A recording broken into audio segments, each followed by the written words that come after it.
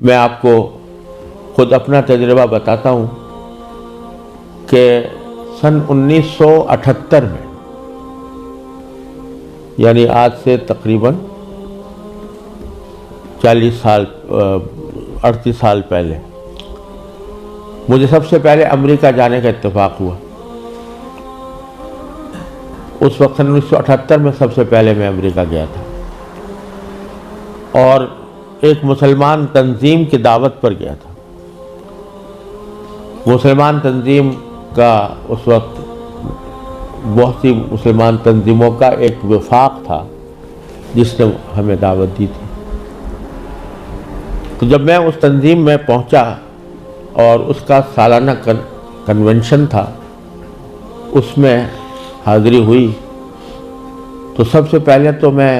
یہ دیکھ کر حیران رہ گیا کہ جب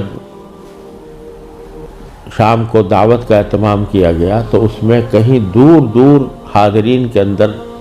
اسلام اور دین کا کوئی شائبہ نظر نہیں آتا تھا۔ خواتین اور نوجوان لڑکیاں وہ مردوں کے ساتھ اور نیم برہنہ لباس میں بیٹھی ہوئی تھی، اور پھر اعلان یہ کیا گیا کہ اگر کسی کو حلال کو کھانا کھانا ہو تو مچھلی استعمال کریں، جس کا مطلب یہ تھا کہ کھانے میں حلال کا بھی کوئی فکر نہیں تھی۔ وہاں بیٹھنا مشکل ہو گیا، ہم لوگ کہیں الگ چلے گئے۔ اس کے بعد معلوم ہوا کہ ایک رقص و سرود کی زبردست محفل منعقد ہوئی۔ ایک بوٹنگ کا پروگرام تھا، اس بوٹنگ کے پروگرام میں سارا جو پروگرام تھا وہ رقص و سرود کی محفل میں گم ہو کر رہ گیا۔ یہ سارے نظارے دیکھنے کے بعد جب مسلمان تنظیم جس نے دعوت دی تھی اس کے سربراہ سے میں نے شکوہ کیا کہ بھائی آپ نے مسلمان تنظیم ہے اور اس میں کہیں دور دور بھی کوئی شائبہ دین کا نظر نہیں آتا، تو آپ کیا کرتے ہیں، کس وجہ سے آپ نے یہ اجتماع منعقد کیا ہے؟ تو وہ لبنانی تھے وہ صاحب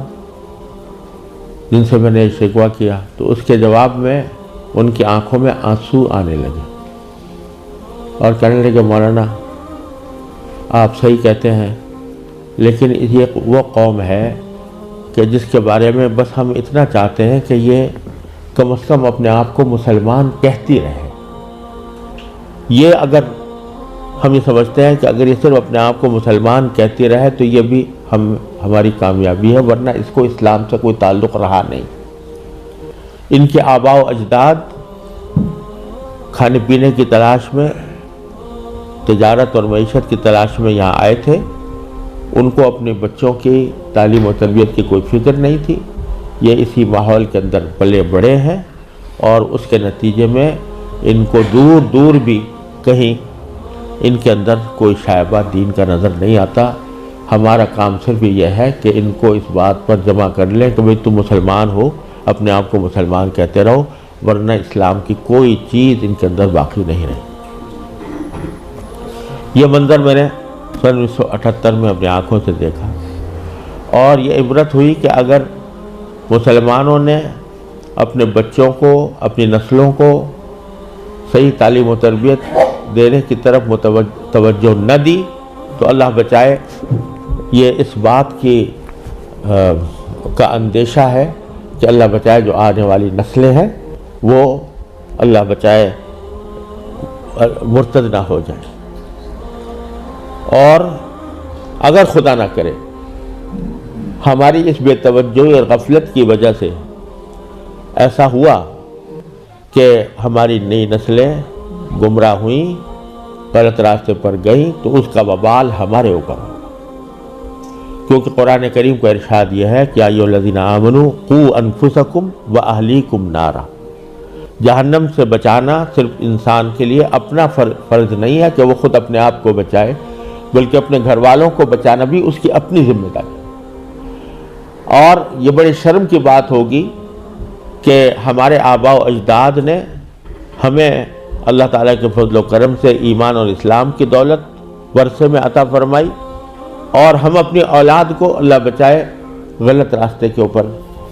डालने के जिम्मेदार बने। इससे ज़्यादा शर्म की, इससे ज़्यादा नुकसान की कोई और बात नहीं हो सकती। लिहाजा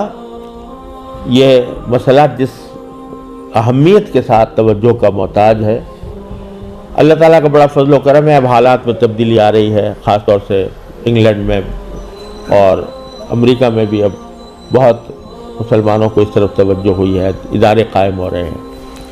लेकिन जिस पैमाने पर ज़रूरत है उस पैमाने की अभी तक कमी है, और इसका वाहिद इलाज यही है कि जिसके दिल में भी ये दर्द है वो दामे, दिरमे, कदमे, सुखने, जिस तरह भी हो सके वो ऐसे इदारे कायम करने की कोशिश करे, उन इदारों के साथ ताउन करे, उसमें अपने बच्चों को भेजने का एहतमाम करे। हमारे चैनल को सब्सक्राइब करें।